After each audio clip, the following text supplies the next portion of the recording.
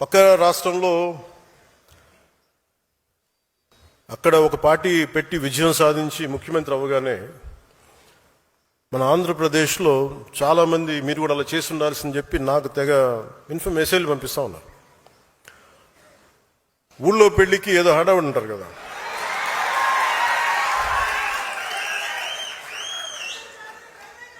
అంటే అంటే ఎలా ఉండదంటే మనకి సందులోనో మన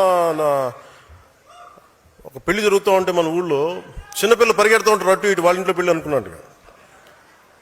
అరే ఆంధ్రప్రదేశ్ పరిస్థితులు వేరు.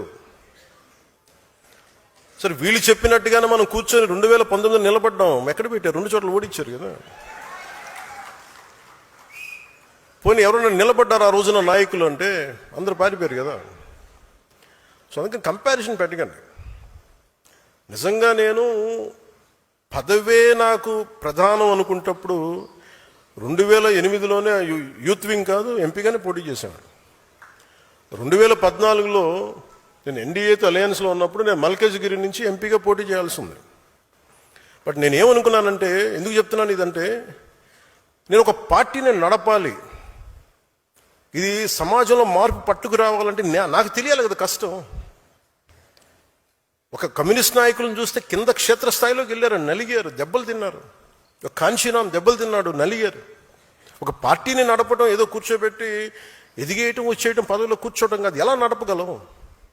ఒక సమూహాన్ని నీతో పాటు నడిపించాలని నీకు ఎంత సత్తా ఉండాలి, ఎంత అవగాహన ఉండాలి నీకు.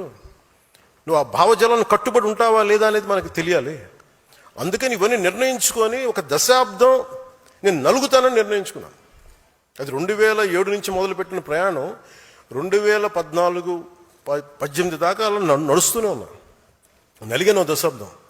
ఆ తర్వాత 2019 చేశాను. ఎంత గెలుస్తానో తెలియదు, ఓడిపోతానో తెలియదు. బట్ అసలు ఐ వాంటెడ్ ఎక్స్పెరిమెంట్. చూద్దాం ఏం జరుగుద్దు. దెబ్బ తినకుండా ఏది రాదు. అదే 2024కి దాని గురించి మళ్ళీ వివరిస్తాను మీకు.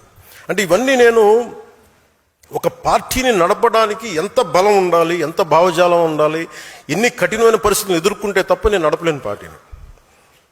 ఈ రోజున అందరూ నన్ను వదిలేసిన నేను పార్టీని చాలా ధైర్యంగా ముందుకు తీసుకెళ్ళగలను. ఆ ధైర్యం నాకు ఈ సుదీర్ఘ